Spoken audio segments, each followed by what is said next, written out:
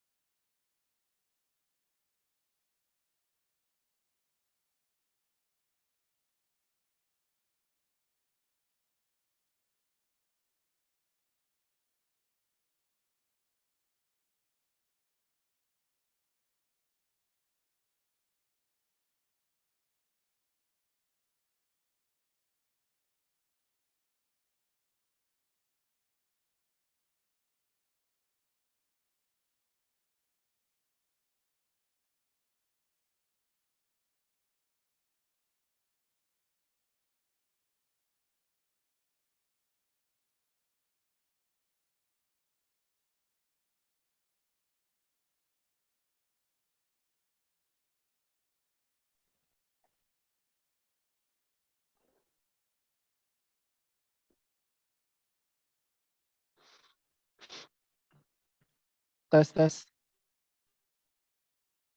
Suara jelas?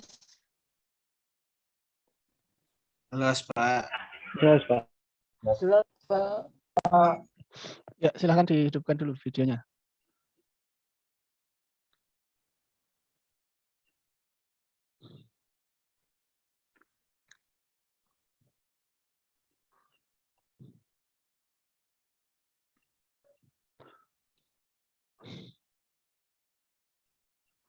Ya, udah cukup banyak ya yang bergabung ya.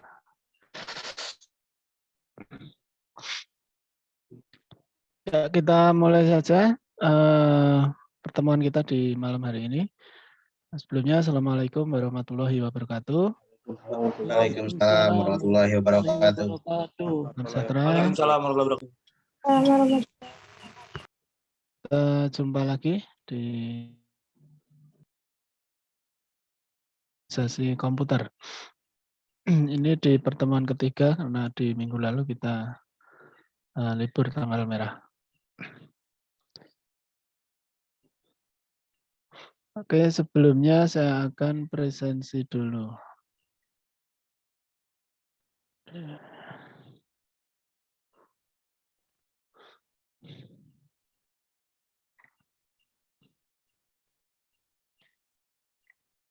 Tanggal 27.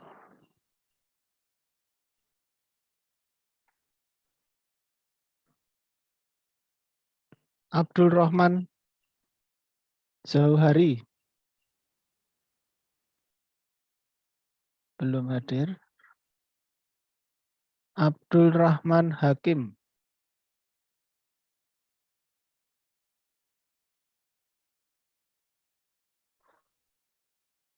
belum hadir. Acep Taufik Hidayat. Acep Taufik Hidayat belum. Adam Kurnia. Hadir, Pak. Oke, Mas Adam Kurnia. Iya, Pak. Ali Torik Fatoni. Belum. Andri Kurniawan.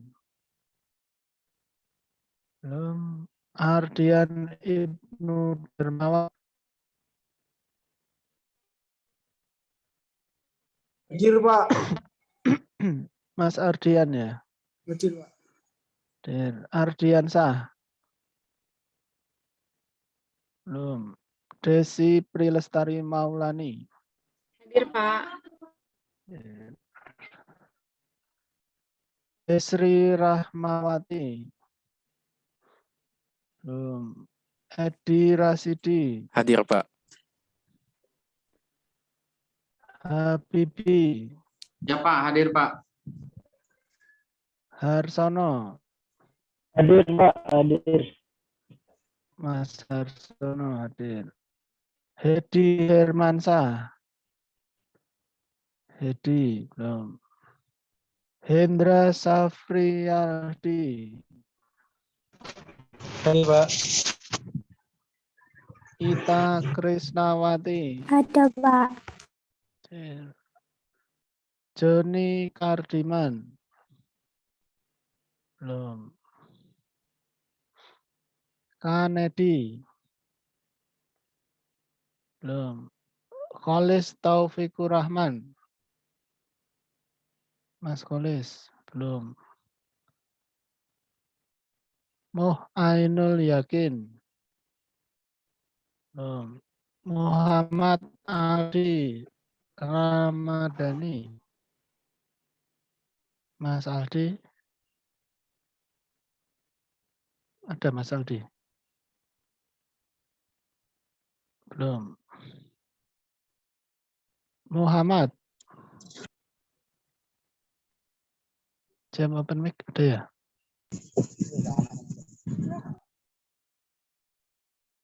Muhammad belum. Muhammad Fakri Burhanuddin. Belum.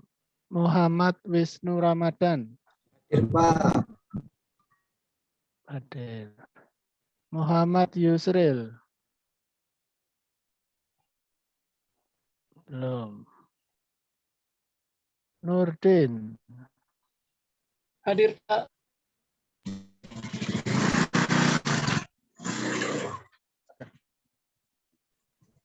Mas Nurdin. Ya, Mas.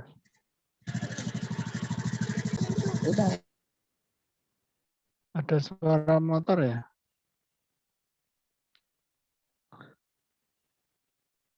Mas Nurdin hadir. Ya, hadir Pak. Ponsianus Prayogo. Hadir, Pak. Rafael Pranata. Hadir, Pak. Mas Rafael hadir. Hadir. Raffi Atun Nasika. Hadir, Pak. Hadir. Saipul Ridwan Hadir Hidayat. Pak. Samsul Ma'arif. Belum. Sandra Dila Yohana Saiba. Belum. Siapa ini? Pak, tadi Muhammad Fahri hadir Pak ya, mic-nya bermasalah tadi. Muhammad Fahri. Muhammad Fahri ya? Oh, Muhammad Fahri Burhanuddin. Iya Pak. Oke. Iya. Sarah Fitriani. Belum. Sayaf Muhammad Robani. Belum. Siti Raudatul Janah. Belum. Tetuko Catur Adi Kencono. Belum. Yunisara. Hadir.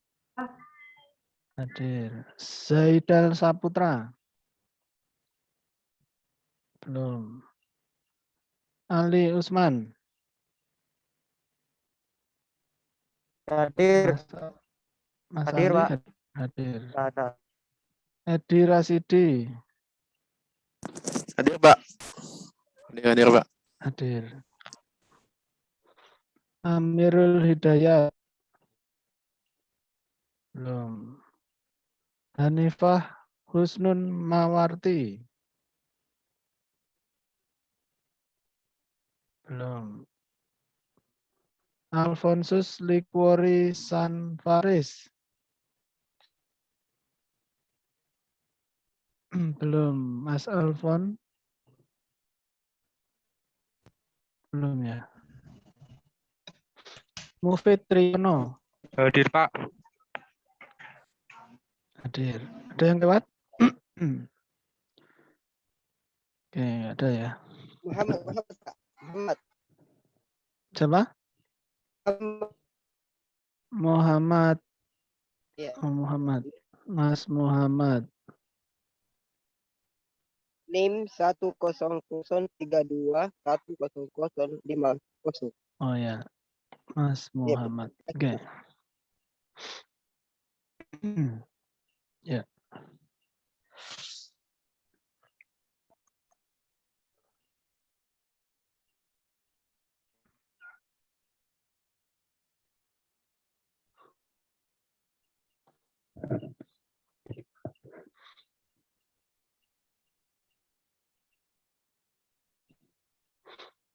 Mas Nurdin ini dari Tangsel juga enggak ya? Mas Nurdin. Saya kok agak familiar. Yang dari Tangsel siapa aja Mbak Desi? Yang dari Kominfo. Saya, Pak. Oh, Mas Edi. Ada lagi selain berdua? Mas Edi sama Mbak Desi ya? Iya, Pak. Ini timnya Mas siapa? Mas siapa? Aulia, bukan? Iya, betul, Pak. Oh.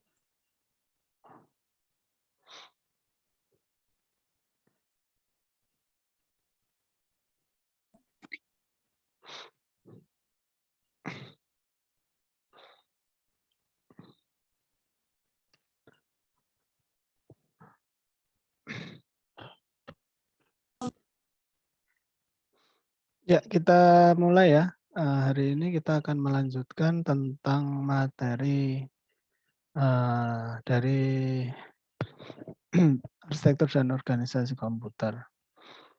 Pada malam hari ini kita akan membicarakan tentang sistem bus atau sistem BIS, bukan BIS ya, bus.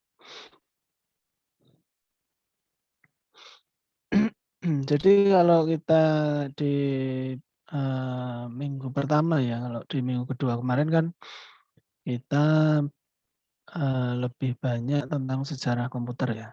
Jadi di minggu pertama itu kita sudah membicarakan tentang komputer itu kan terdiri dari 3 bagian utama ya. Ada CPU, ada memori, kemudian ada input dan output atau I/O. Nah, ketiga bagian utama itu tidak bisa berdiri sendiri-sendiri. Harus ada harus ada bagian yang mengkoneksikan satu sama lain antara CPU, kemudian I/O dan memori. Nah, yang menggabungkan ketiga bagian utama tadi agar menjadi sebuah sistem yang saling terintegrasi itu adalah sistem bus. Nah, sebenarnya kenapa kok hanya 3 bagian? Mungkin teman-teman juga kok komputer hanya ada 3 bagian itu, padahal ada bagian yang kalau di PC itu kelihatan besar sekali ya.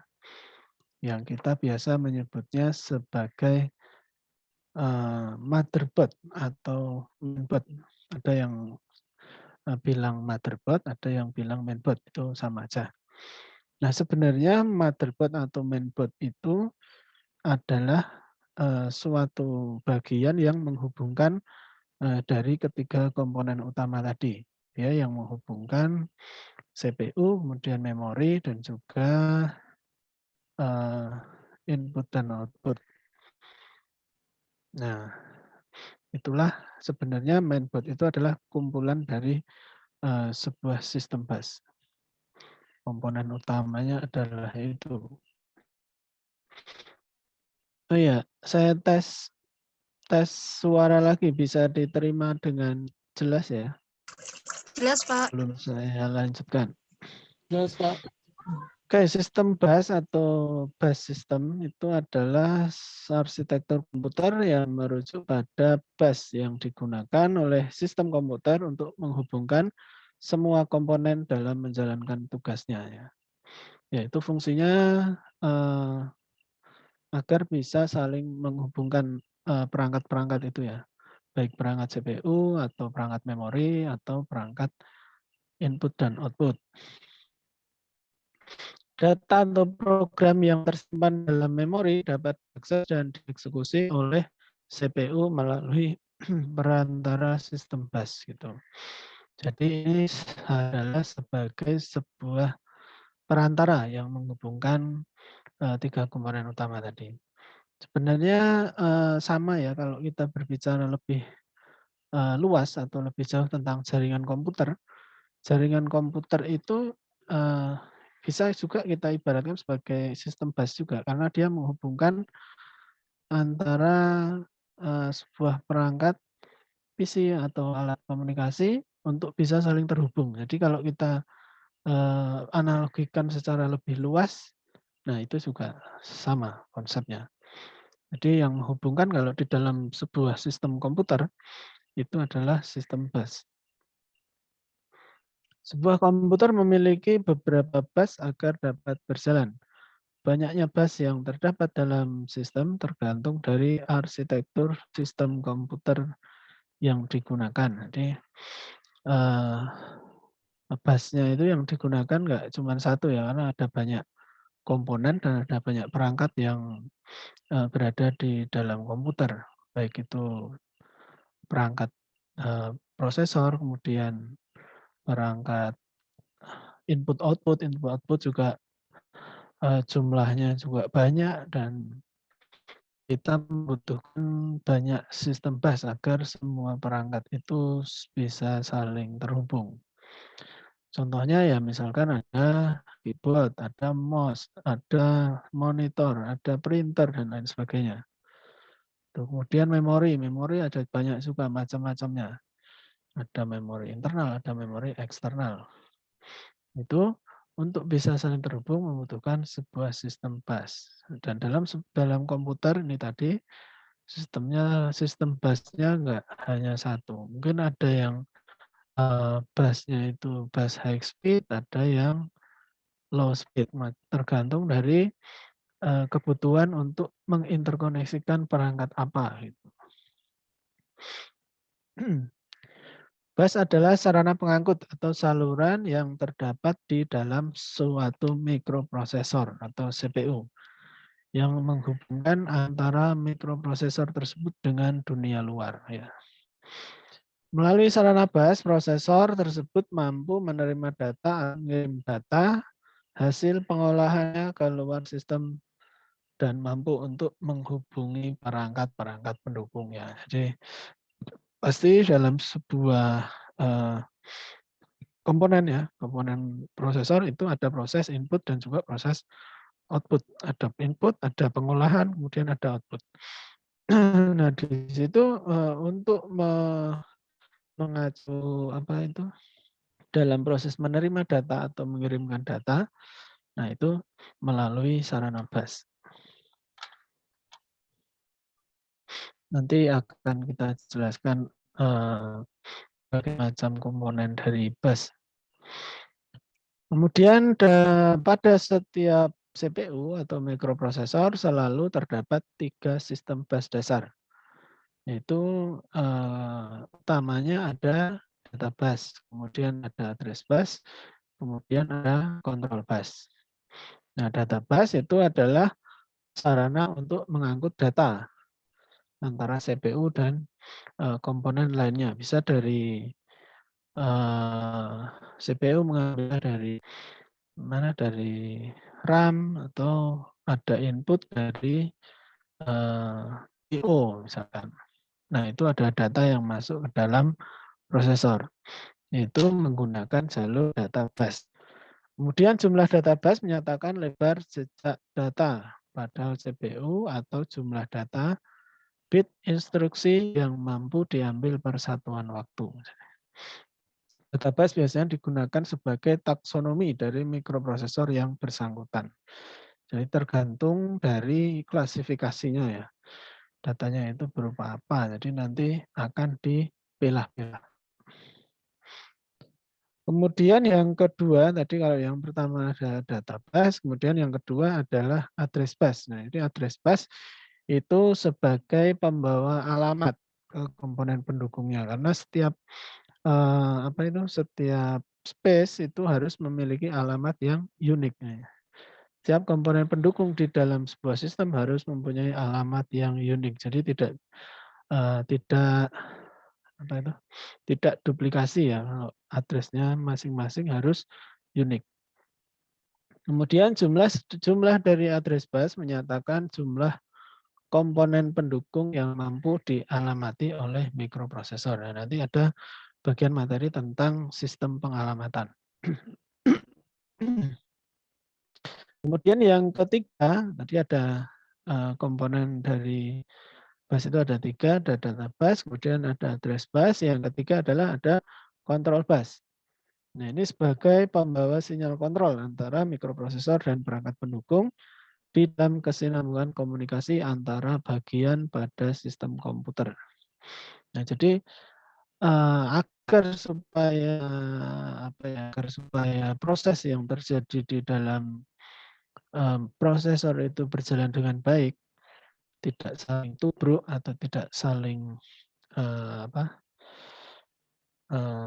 collision, itu ada yang melakukan proses kontrol. Jadi prosesnya bisa berurutan. Kalau misalkan ada proses yang lompat, nah berarti itu membutuhkan misalkan membutuhkan sebuah interrupt atau interupsi. Jadi itu adalah tugas dari kontrol bus, ya, mengkontrol semua proses agar tidak saling berbenturan.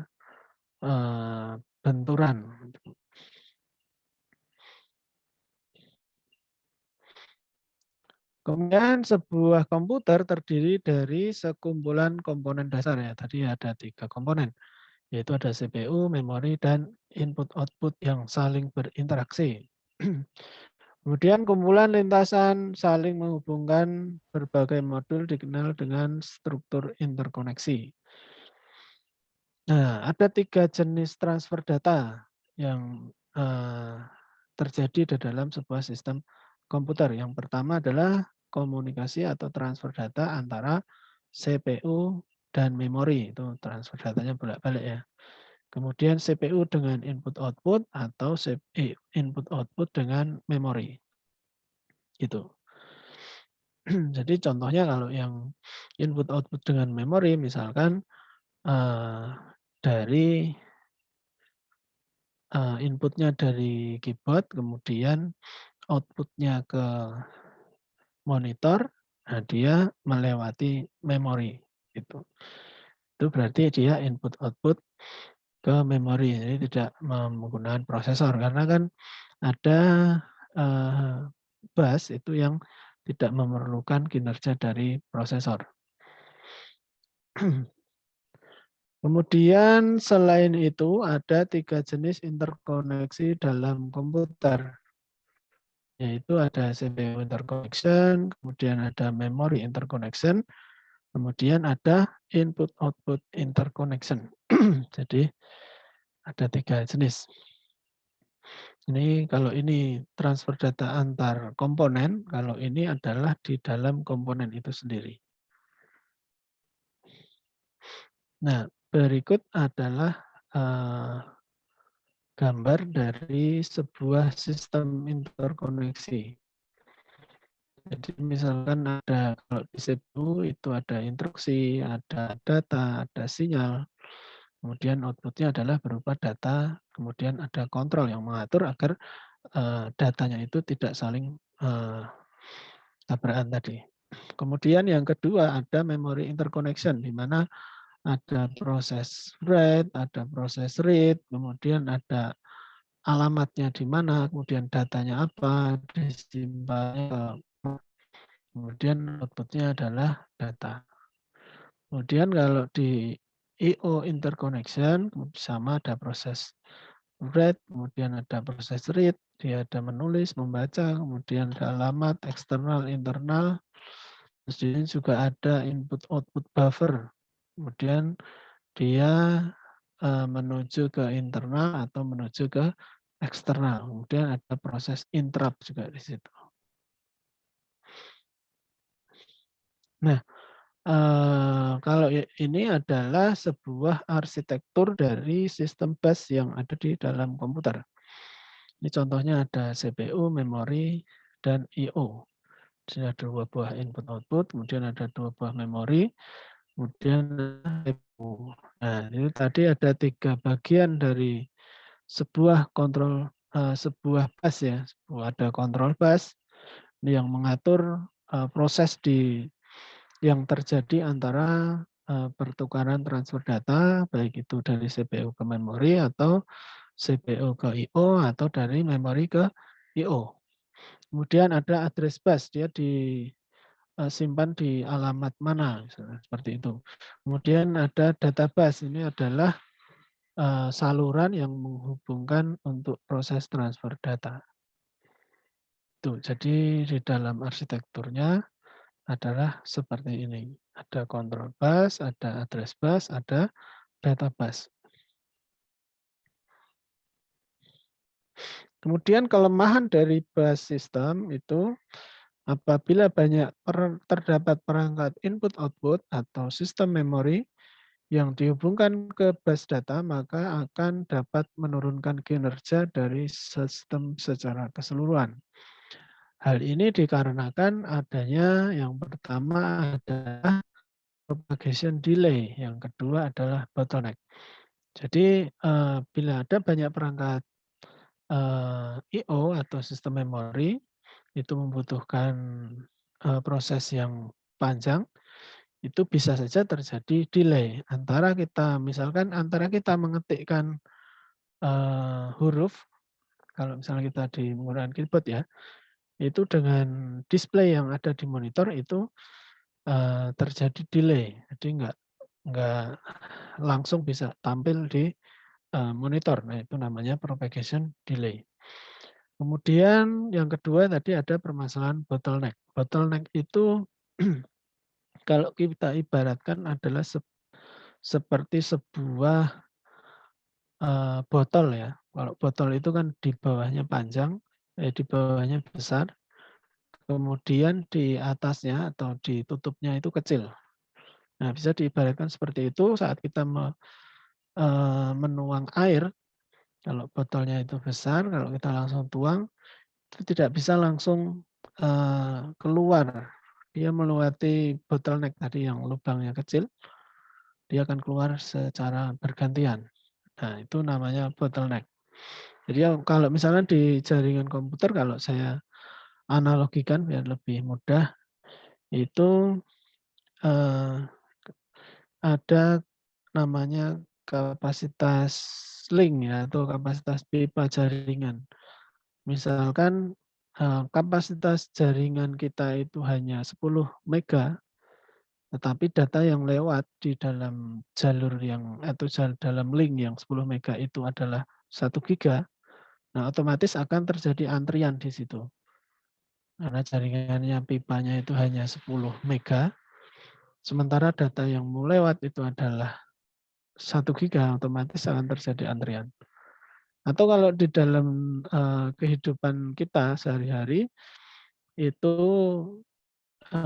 bisa saja dianalogkan seperti jalan tol ya. Saat terjadi banyak antrian yang mau membayar tol, itu kan harus bergantian. Nah, itu bisa disebut sebagai bottleneck. Kemudian untuk mengatasi permasalahan tersebut, nah adanya permasalahan propagation delay, kemudian permasalahan bottleneck, itu maka dibuatlah sebuah arsitektur bus dasar dengan tujuan untuk meningkatkan efisiensi sistem. Jadi semua perangkat input-output atau memori umumnya adalah input-output ya, itu tidak semuanya membutuhkan kecepatan yang berbeda-beda. Enggak semuanya membutuhkan kecepatan yang tinggi. Nah, makanya bisa dibuat sebuah arsitektur jaringan komputer atau arsitektur bus dasar yang bertujuan untuk meningkatkan efisiensi sistem. Contohnya misalkan ada perangkat I/O itu apa ya contohnya, yang membutuhkan kecepatan tinggi misalkan grafis ya atau monitor, itu biasanya membutuhkan kecepatan yang tinggi. Tapi untuk input mouse, keyboard itu dia nggak perlu kecepatan yang tinggi. Nah, mungkin bisa menggunakan bus dengan tingkat yang lebih kecepatannya lebih rendah. Jadi bertujuan untuk meningkatkan efisiensi sistem karena penggunaan bus dengan kecepatan tinggi dan kecepatan rendah itu pasti ada kelebihan dan kekurangannya.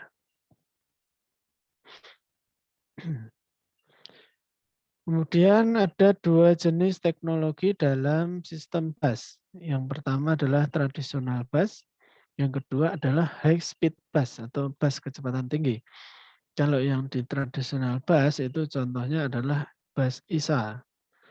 Bus ISA, kemudian kalau yang di high speed bus itu contohnya adalah PCI bus. Ada ISA, ada PCI. Mungkin sudah familiar ya dengan bus ISA dan PCI. Tradisional bus, peripheral high speed, contohnya adalah network, SCSI, video, dan grafis. Dengan peripheral low speed dikoneksikan pada expansion bus yang sama sehingga kinerja bus tidak optimal. Jadi pada bus tradisional yang menggunakan teknologi ISA bus itu antara perangkat-perangkat yang sebenarnya membutuhkan high speed. Contohnya tadi ada network, SCSI, kemudian video, kemudian grafis. Itu dengan perangkat yang low speed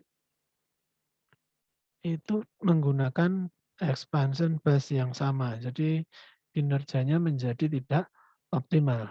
Beban bus sistem menjadi sangat berat sehingga kinerjanya lambat. Nah, traditional bus merupakan sistem bus tunggal, single bus system yang populer diterapkan pada jenis PC pada era tahun 80-an. Contohnya adalah IBM PC seri 8088. Nah, ini yang menggunakan single bus system ya. Jadi bus tunggal kemudian untuk untuk menempatkan perangkat-perangkat yang high speed dan juga low speed dalam satu bus. Nah, kemudian ini adalah diagram atau gambar dari sistem tradisional bus. Nah, kalau misalkan di dalam prosesor itu ada local bus antara prosesor, kemudian ada case, ada local input dan output controller. Kemudian itu dihubungkan ke dalam sistem bus. Nah, sistem bus ini ada main memory di situ. Kemudian ada expansion bus atau bus tambahan ya untuk expand biar bisa bisa perangkat input output banyak bisa terkoneksi di situ. Nah, ada network, ada SCSI, ada modem, ada serial. Nah, itu dimasukkan ke dalam satu expansion bus yang sama. Tuh. Kemudian yang kedua, tadi kalau yang pertama ada traditional bus, kemudian yang kedua ada high speed bus. High speed bus yaitu bus kecepatan tinggi untuk koneksi peripheral berkecepatan tinggi. Contohnya adalah video, grafis, network, dan SCSI. Kemudian expansion bus yaitu bus kecepatan rendah untuk koneksi peripheral kecepatan rendah seperti modem, fax, dan serial. Beban sistem bus menjadi ringan sehingga kinerjanya menjadi lebih cepat. High speed bus merupakan jenis bus ganda atau multibus. Contohnya adalah PCI.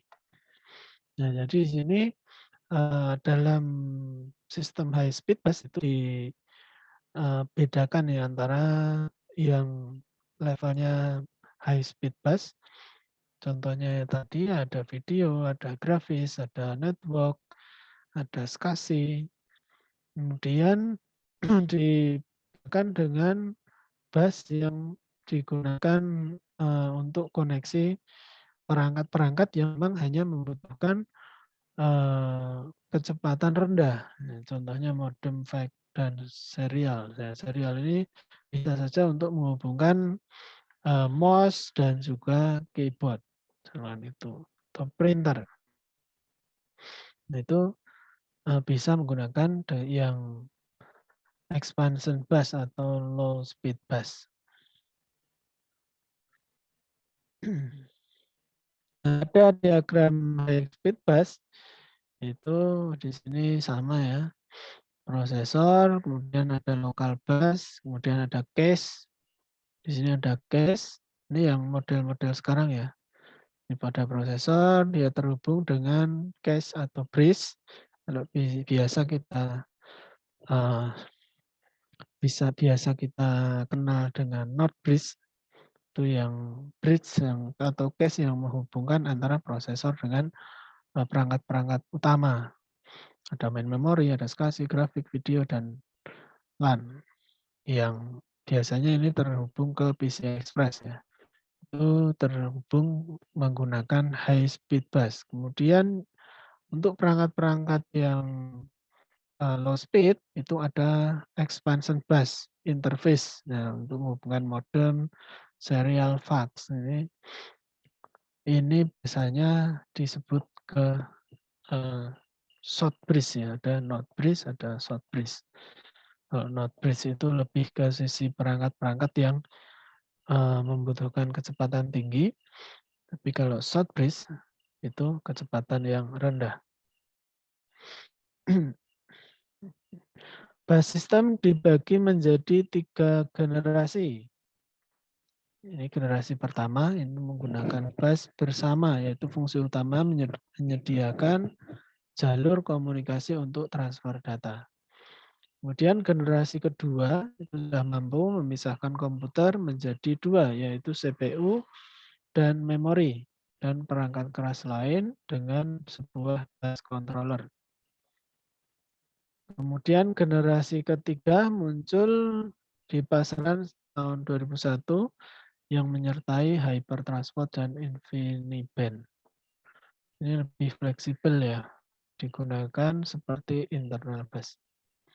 Ya, ini contohnya ya, contoh bus zaman dulu, Omnibus atau PDP-8 adalah bus yang dibuat pertama kali. Ukurannya sebesar lemari, minibus. Besar banget ukurannya. Ukuran bus ini masih cukup besar di mana keadaan komputer saat itu mempunyai ukuran yang besar. Jadi kalau dari sejarah kemarin, ini mungkin di generasi pertama ya. Dikenal dengan 8 strike, model awal Omnibus menggunakan transistor yang berlogika diode. Ya, masih teknologi awal. Masih menggunakan transistor, belum ke sistem chip. Kemudian PDP-11, 16 bit mini komputer yang dijual oleh Digital Equipment Corp. Tahun 70, salah satu suksesi PDP seri 1990. Desainnya mempengaruhi desain mikroprosesor lain seperti Motorola, fitur desain sistem operasi, serta sistem operasi lain dari Digital Equipment mempengaruhi desain sistem operasi lain seperti CP/M dan juga MS-DOS. Di tahun 1970. Kemudian multibus 8086 ini dikembangkan oleh Intel. Bus ini kemudian didevelop menjadi IEEE Bus 796. Multibus mempunyai spesifikasi yang kokoh dan disesuaikan dengan standar industri sehingga peralatan yang kompleks dapat dirancang di atasnya. Ini masih dari seri lama ya. Kemudian ada bus PC IBM, PC atau XT. PC XT adalah sebuah komputer mikro buatan IBM pada tahun 83. Ini diperkuat menggunakan hard disk 10 mega. Nah, ini 10 mega sudah spesial atau sudah besar di saat itu. Memiliki 8 buah slot sehingga meningkatkan kemampuan ekspansinya.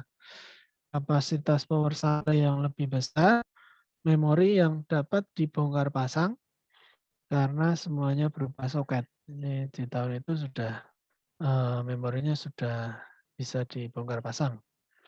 Kemudian dapat mendukung 650 KB RAM tanpa slot ekspansi memori selain tentunya sebuah hard disk.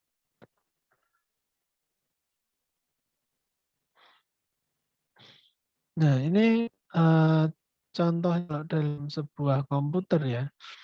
Dalam sebuah komputer itu dengan prosesor misalnya prosesor Intel Pentium 4 memiliki bus prosesor atau FSB. Kemudian bus AGP, kemudian bus PCI, bus USB, dan bus ISA yang digunakan oleh keyboard dan mouse.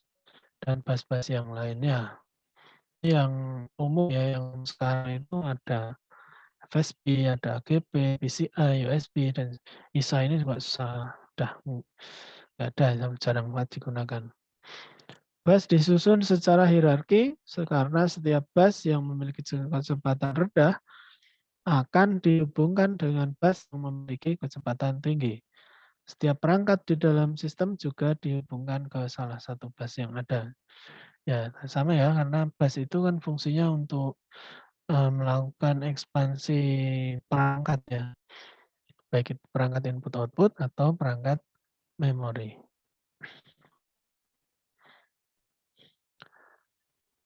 Sebagai contoh, kartu grafis AGP akan dihubungkan ke bus AGP.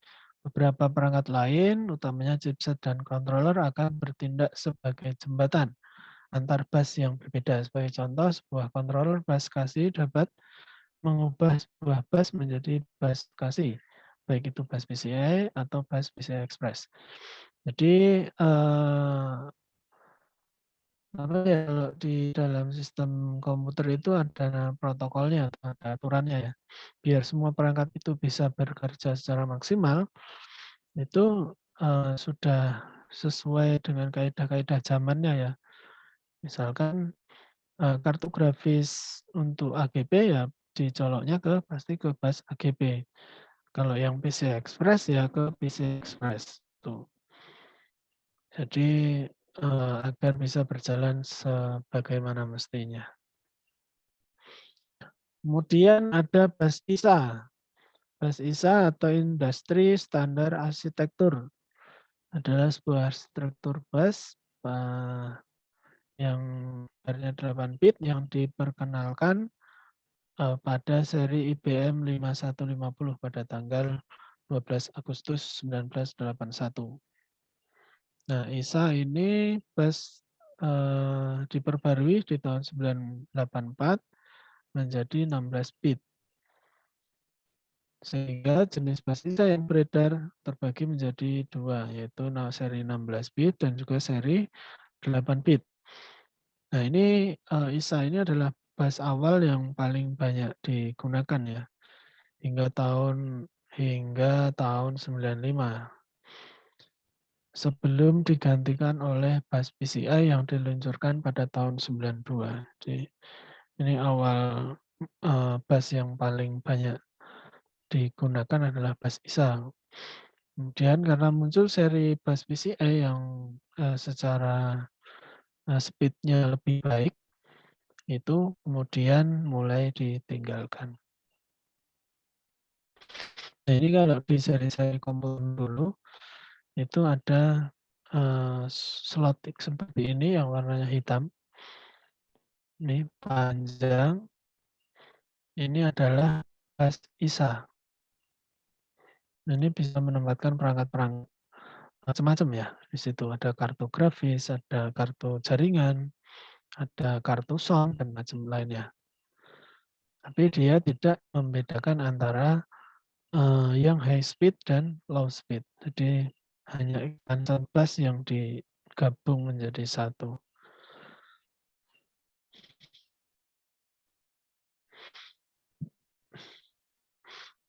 Ya, sampai di sini mungkin ada pertanyaan. Saya sambil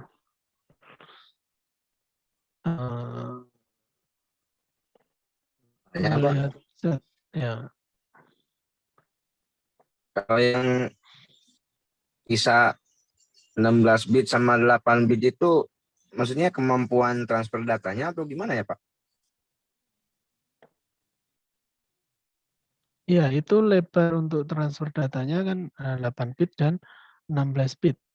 Jadi kalau yang 16 bit otomatis dia bisa lebih lebar untuk proses transfer datanya. Gitu.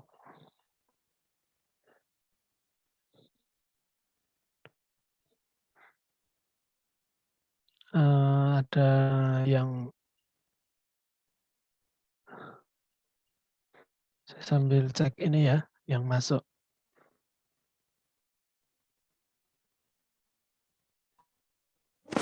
Pak, saya Pak tadi belum absen Pak, telat. Oh iya, sebentar. Mas siapa, Mas? Abdurrahman Hakim Pak.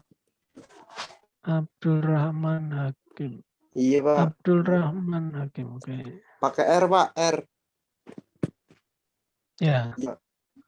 Cep Taufik Hidayat. Hadir Pak. Oh iya. Andri Kurniawan. Hadir, Mas Pak. Andri hadir. Hadir.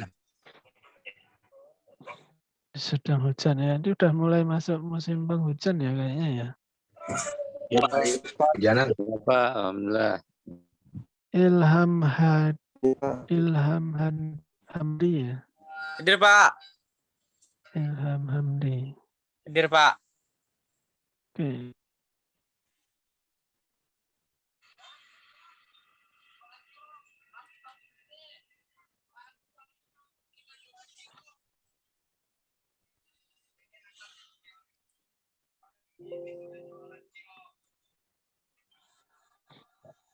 Mas Ilham lengkapnya siapa ya namanya ya? Namanya apa, Pak? Nama lengkapnya Mas Ilham Hamdi. Ilham Hamdi, Pak. Ilham Hamdi Eka Putra. Ini baru ya, kayaknya belum masuk di. Iya, Pak. Baru, Pak. Baru. Ada yang tambahan lagi. Nama lengkapnya siapa Mas? Ya, Pak.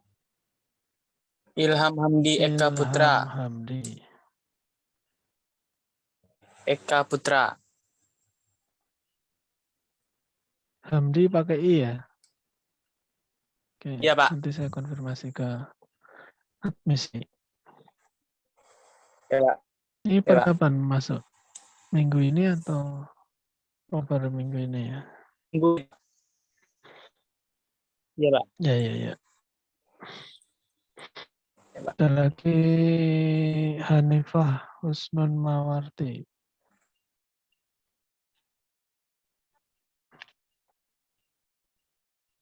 Muhammad Fahri.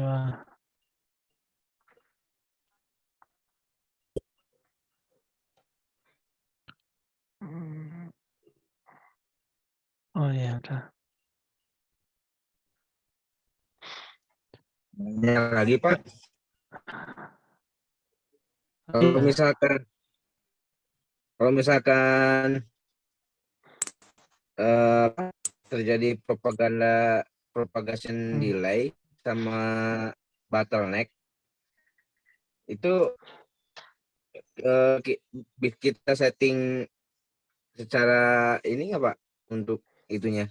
Nanti Busnya. ada ini apa? Ada apa ya? Ada pengembangan dari sistem bus untuk mengatasi berbagai macam tadi yang ada bottleneck, ada propagation delay. Karena kalau di sistem komputer sekarang itu lebih kepada sistem yang multitasking ya. Multitasking itu kita mengakses banyak program yang dia berjalan bersamaan gitu. Nanti akan kita bahas. Oke, kita break dulu ya, 15 menit lah. Bisa minum-minum dulu. Ya, Pak.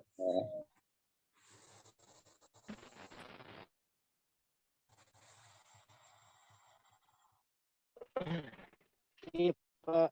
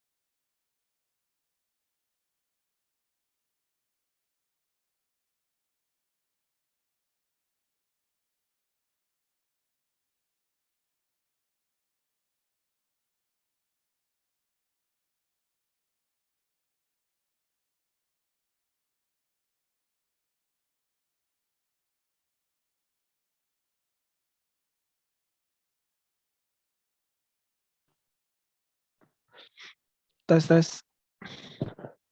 Ya, kita lanjutkan ya. Sila dihidupkan videonya coba. Udah pada ngantuk belum?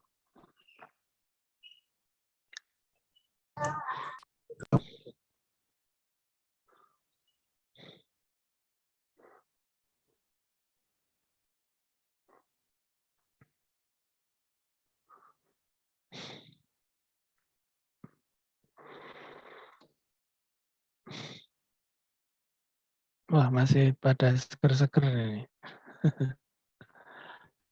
Ngantuk, Pak. Pak.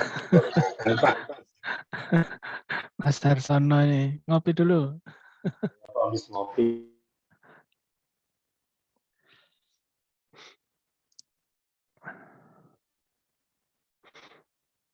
Ya, kita lanjut lagi.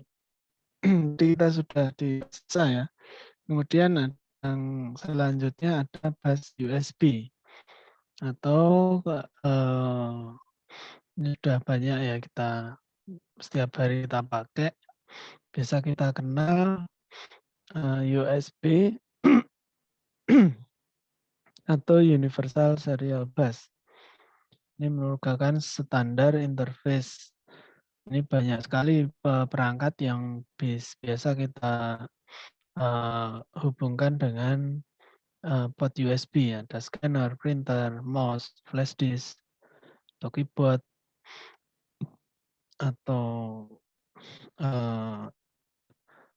smartphone itu bisa juga biasa kita menggunakan port USB. Biasanya pada komputer atau laptop terdapat minimal 2 port USB yang dapat kita gunakan untuk menghubungkan berbagai peralatan yang dapat memudahkan kita dalam beraktivitas menggunakan komputer. Jadi ini sudah lumrah ya kita banyak kita pakai. Ini salah satu bus atau Universal Serial Bus. Dulu saya pernah baca sebuah artikel bahwa tujuan dari dibuatnya USB ini adalah untuk bisa menghubungkan semua perangkat, apapun itu perangkatnya. Itu tujuan dari pendirinya ya, untuk dari pencipta USB. Tapi dulu ada ada pabrikan perangkat yang anti menggunakan port USB. Nah, karena untuk menjaga mungkin untuk menjaga eksklusivitas dari perangkat itu, makanya dia nggak menggunakan USB, tapi menggunakan port khusus yang dibuat atau dirancang, atau kalau dalam dalam hardware itu proprietary itu khusus hanya dirancang untuk perangkatnya sendiri. Ini bisa dibaca-baca artikelnya. Itu Apple itu dulu anti menggunakan port USB, walaupun sekarang juga sudah tersedia untuk perangkat produksi dari Apple yang menggunakan USB. Karena karena banyak ibaratnya universal ya, universal itu bisa dipakai untuk banyak perangkat, akan nanti akan merugikan si vendor sendiri kalau dia nggak tidak merancang atau menempatkan port USB di perangkatnya. Bisa nanti cek. Kemudian ini ada beberapa seri ya, beberapa seri perangkat-perangkat atau tipe, seri atau tipe dari USB ada banyak macamnya. Ada USB A, kemudian ada USB B, ada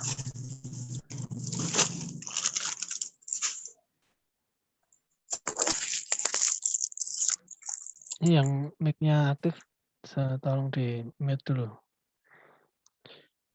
Ada USB mini yang untuk perangkat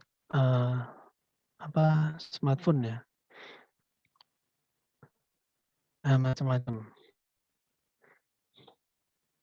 Ini adalah seri-seri dari USB atau Universal Serial Bus. Kemudian ada IDE konektor. Ini biasa kita pakai atau kita gunakan untuk menghubungkan perangkat seperti hard disk, CD-ROM, DVD-ROM, CD writer, dan DVD writer. Ini bentuknya pin-pin yang banyak yang ada di dalam mainboard. Itu sampai saat ini juga masih tersedia untuk bus yang menggunakan dari IDE control, ODE konektor ya. Tapi kalau di komputer-komputer sekarang kan lebih ke simple ya. Simple itu kalau menggunakan IDE ini kan membutuhkan kabel yang besar dan panjang itu ya. Itu kalau kita lihat perangkatnya itu lebih semrawut ya, tidak tertata rapi. Makanya kalau sekarang lebih banyak yang menggunakan seri SATA atau serial ATA. Serial ATA atau bus SATA ini adalah antarmuka penyimpanan untuk menghubungkan host bus adapter untuk perangkat penyimpanan seperti hard disk dan optical drive. Nah, ini semuanya harus terintegrasi ya, maksudnya kalau di perangkatnya itu menggunakan port SATA, otomatis di hard disk atau di CD-ROM dan seterusnya itu juga harus support port yang menggunakan SATA. Nah, dirancang khusus untuk mengurangi kekacauan kabel dan memperbaiki sistemnya. Jadi kalau semakin banyak kabelnya itu kan kelihatannya semrawut ya. Nah, SATA ini menjadi lebih rapi dan kecepatannya juga jauh lebih baik. Nah, ini SATA, ini portnya yang seperti ini, kemudian kabelnya warnanya merah biasanya. Kemudian ada bus SCSI atau Small Computer System Interface. Merupakan standar yang dibuat untuk keperluan transfer data antar kelompok periferal. Standar SCSI juga mendefinisikan berbagai perintah, protokol, dan seterusnya.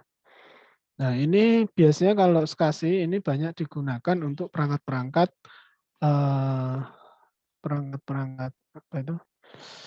Storage ya. Nah, storage ini banyak menggunakan port tipe SCSI.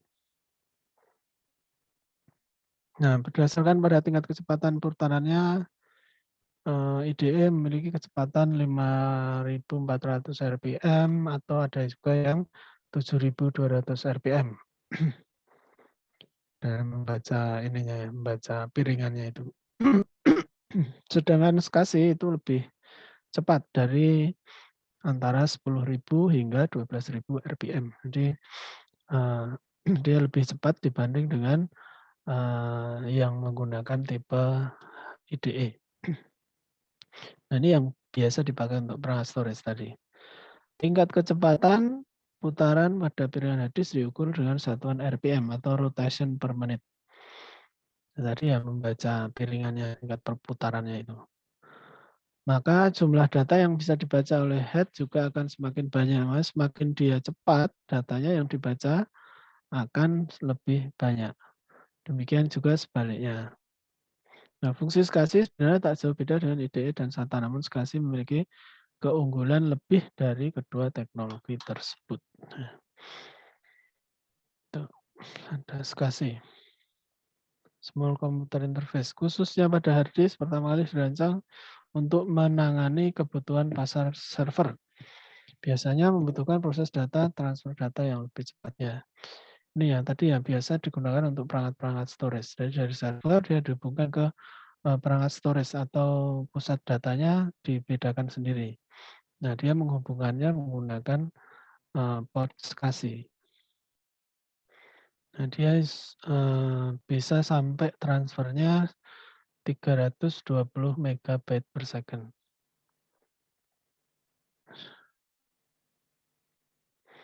Nah, ini contoh card ya, card dari SCSI, portnya seperti ini. Dia ditempatkan atau dipasang ke dalam PCI Express yang tipenya kecil. Yang kemudian ada FSB atau Front-Set Bus, menghubungkan prosesor dengan chipset not bridge pada motherboard. Merupakan jalur darah, artinya aliran data atau informasi bisa berjalan dari prosesor menuju motherboard atau sebaliknya. FSB juga menghubungkan prosesor dengan memori utama. Jadi kalau di komputer itu ada yang namanya not bridge atau ada yang namanya short bridge. Tadi sudah saya singgung ya di awal ya. Di not bridge itu dia menghubungkan perangkat-perangkat dengan level yang high speed. Contohnya PCI Express, AGP, terus kemudian ke memori, kemudian ada FSB atau jalur bus ke prosesor. Kemudian ada short bridge. Nah, short bridge ini biasanya menghubungkan untuk perangkat-perangkat yang tidak membutuhkan high speed atau dia kecepatannya lebih rendah. Contohnya adalah ATA, bus itu dia masuknya ke short bridge.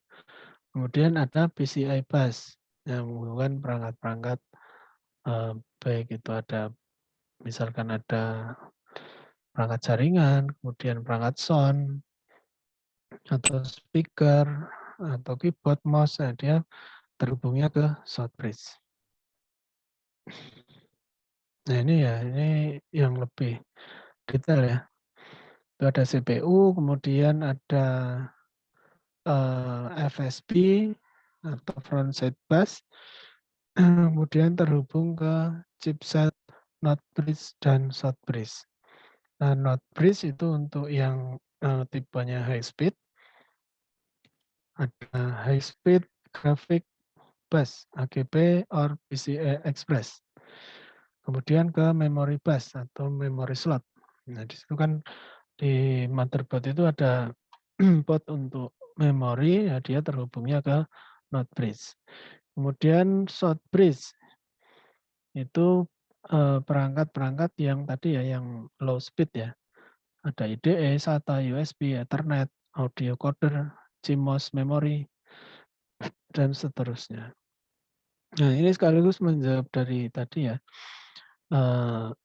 untuk mengurangi terjadinya delay dan juga bottleneck ya, itu kan tadi sebenarnya sudah ada ya, kita bisa memisahkan dari arsitektur itu sudah dipisahkan antara perangkat-perangkat yang memang dia membutuhkan high speed dan juga perangkat-perangkat yang membutuhkan low speed. Makanya ada di generasi komputer sekarang itu yang high speed itu terhubung ke not bridge, kemudian yang low speed itu terhubungnya ke short bridge. Tapi kalau dianalogikan ya, kita analogikan ke dalam yang apa ya, yang biasa kita sehari-hari ya. Misalkan kita kan biasa ya akses YouTube atau streaming video ya. Itu kan di situ terjadi putar-putar itu ya. Itu yang bisa disebut sebagai delay.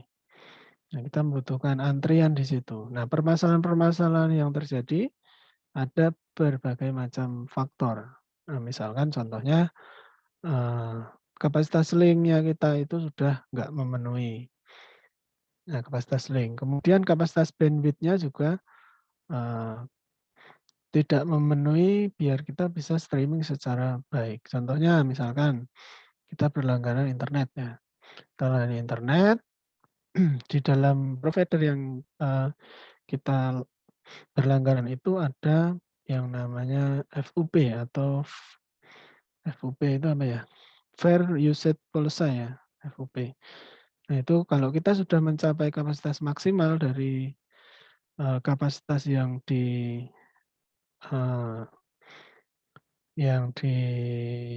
disediakan, itu biasanya akan terjadi pengurangan speed atau pengurangan kecepatan. Nah itu bisa juga menyebabkan terjadinya delay. Atau ada faktor lain, misalkan kita terkena bandwidth management misalkan. Atau memang dari sisi perangkat kita juga sudah terlalu banyak melakukan request atau banyak proses di situ yang menyebabkan bisa saja terjadinya delay. Jadi ada banyak faktor yang mempengaruhi. Nah, kemudian apakah dengan berbagai macam teknologi itu sudah bisa mengatasi delay dan bottleneck? Ya, belum tentu karena begini, karena setiap zaman atau setiap waktu itu teknologi selalu berkembang. Kemudian itu diiringi dengan berkembangnya konten. Mungkin kalau di zaman dulu kita nggak mengenal konten-konten yang berat seperti seperti game, kemudian render video atau bisa juga pokoknya yang membutuhkan spesifikasi komputer yang tinggi. Nah, itu kan seiring perkembangnya teknologi sampai sekarang itu kita membutuhkan komputer yang bisa menangani banyak proses atau multitasking ya. Nah, itu bisa juga tergantung dari kebutuhan kita masing-masing. Nah, makanya kita harus sering-sering mempelajari spesifikasi perangkat komputer agar bisa kita mengurangi terjadinya delay dan bottleneck. Itu kalau dari sisi spesifikasi komputer. Nah, mungkin komputer yang kita butuhkan itu tergantung dari kebutuhan. Dikembalikan lagi ke kebutuhan. Apakah itu kebutuhan kita hanya office atau hanya untuk render untuk video atau untuk game. Nah, itu kan masing-masing punya spesifikasi yang berbeda-beda ya, tergantung dari kebutuhan kita. Nah, konten itu akan selalu berkembang. Nah, semakin berkembangnya konten atau semakin berkembangnya teknologi itu pasti juga akan dibarengi dengan peningkatan kualitas dari hardware-nya itu sendiri. Nah, tujuannya apa ya? Tadi tujuannya adalah mengurangi terjadinya delay dan bottleneck.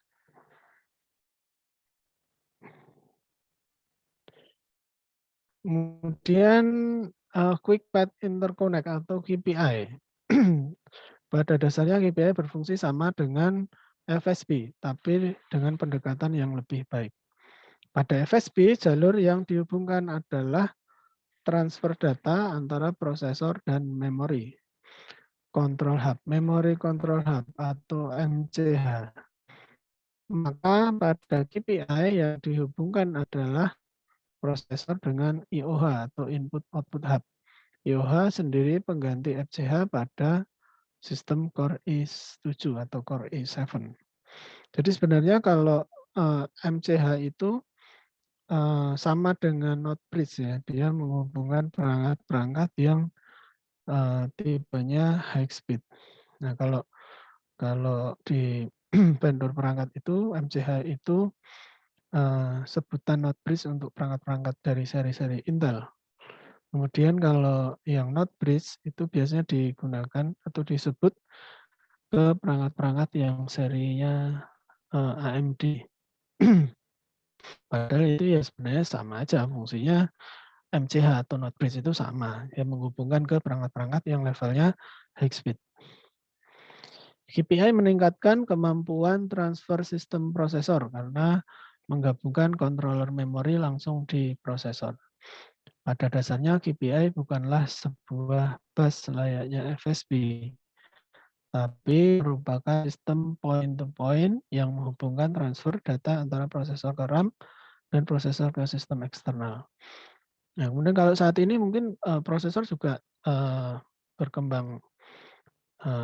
Di situ ada, kalau kita pernah dengar ada case prosesor, nah itu juga salah satunya tujuannya untuk mempercepat kinerja dari prosesor agar agar tidak semua request yang terjadi di dalam sistem komputer itu tidak harus diambil dari RAM misalkan.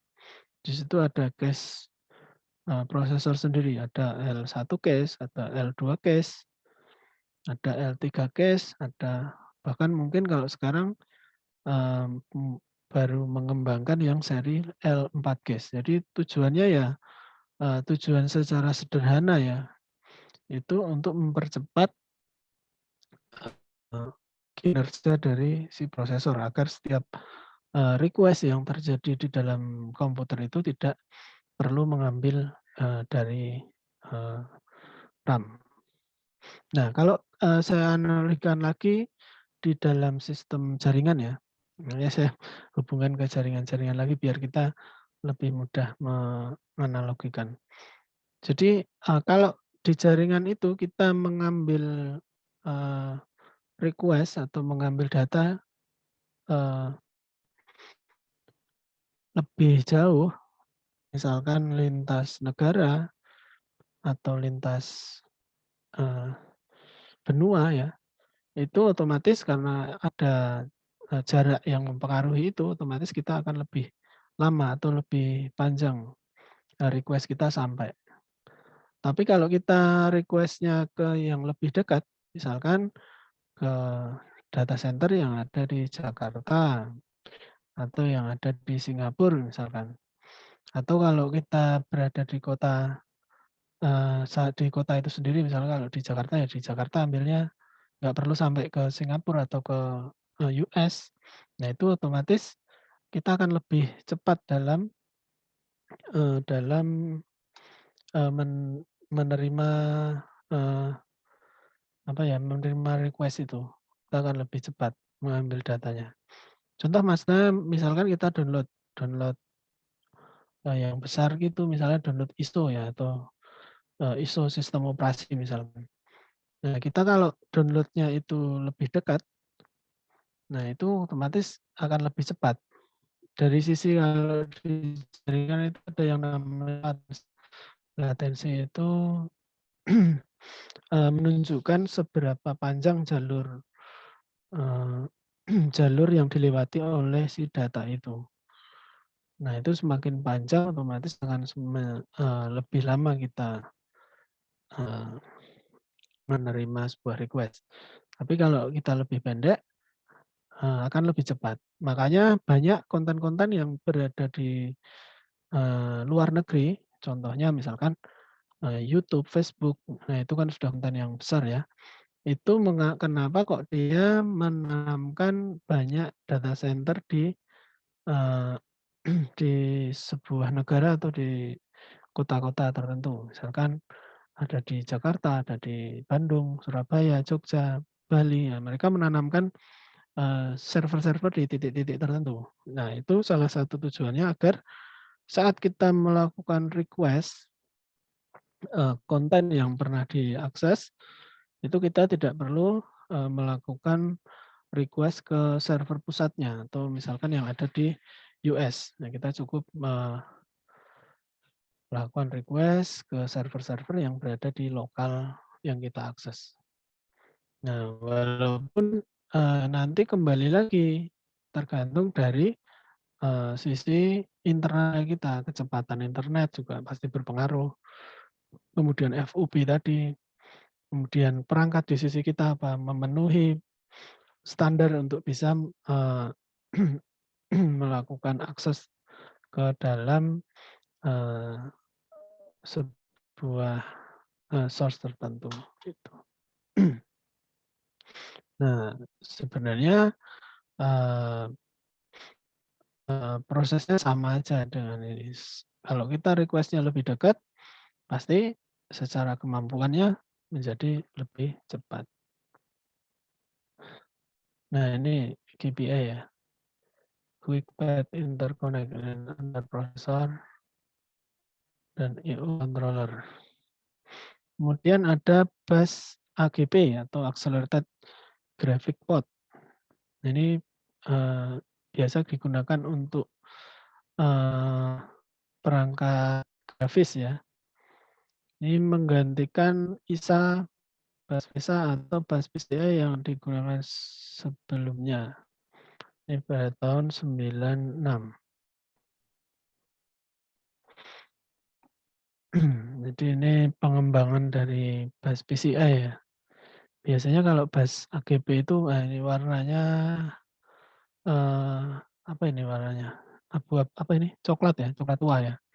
Dan ini adalah bus AGB, atau Accelerated Graphic Bus. Nah, ini juga kita harus melihat spesifikasi dari VGA-nya ya. Apakah dia support ke bus AGB atau bus yang lain. Itu harus disesuaikan. Nah, ini transfer datanya yang dari bus AGB.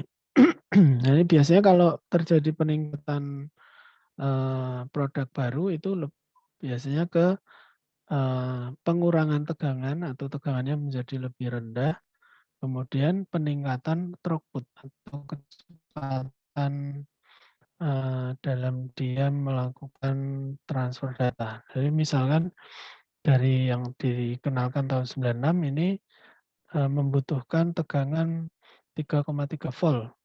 Kemudian maksimal throughput-nya adalah 266 MB per second. Kemudian sampai di November tahun 2000 itu dia ada 8 kali.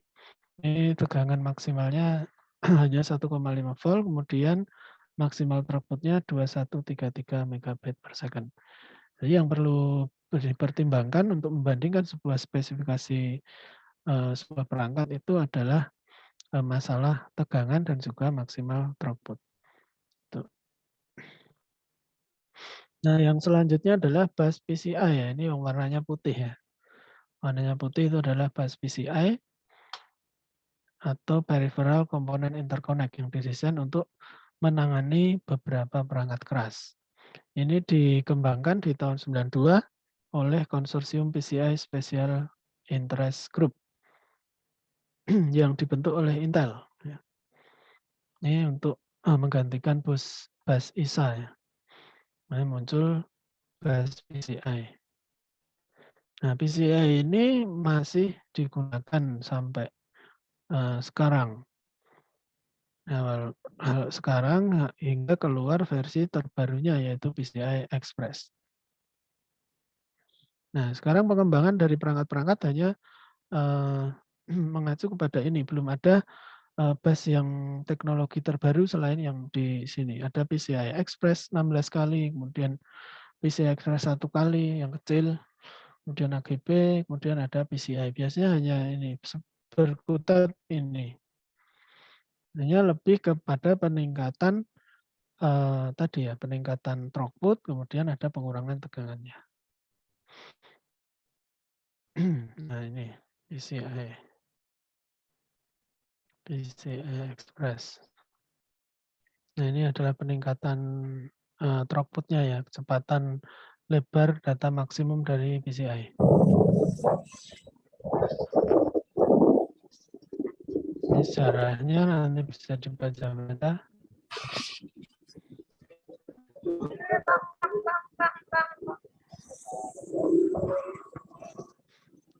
Mic-nya siapa yang nyala ya? Tolong di-mute dulu. Biar nggak mengganggu.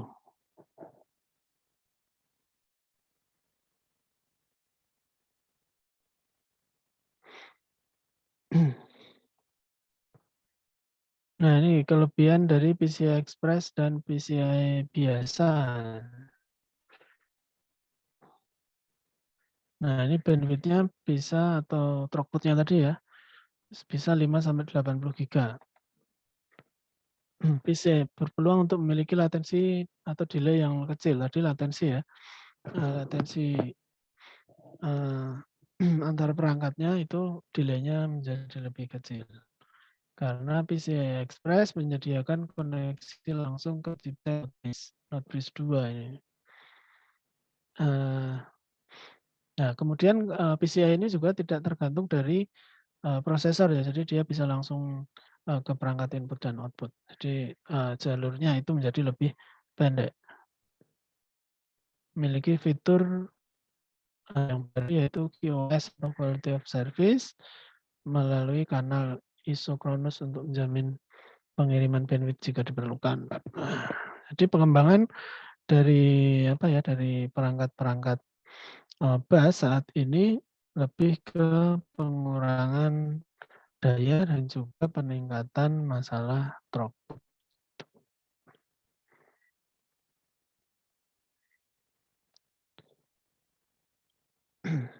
Ya, nanti untuk materi akan saya upload di e-learning. Saya lupa terus ya. Oke, mungkin kita masih punya waktu 5 menit. Kalau ada yang mau ditanyakan, silakan. Itu sudah pada ngantuk. Ya, kalau nggak ada pertanyaan, mungkin sekian pertemuan kita di malam hari ini. Sedikit yang saya sampaikan, mudah-mudahan bisa bermanfaat. Saya akhiri. Assalamualaikum warahmatullahi wabarakatuh.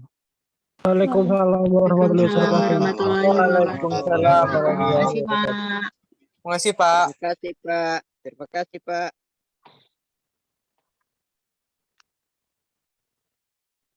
Izin pamit, Pak. Ya, saya juga izin pamit dulu ya. Selamat beristirahat. Iya, Pak. Sama-sama, Pak. Ya.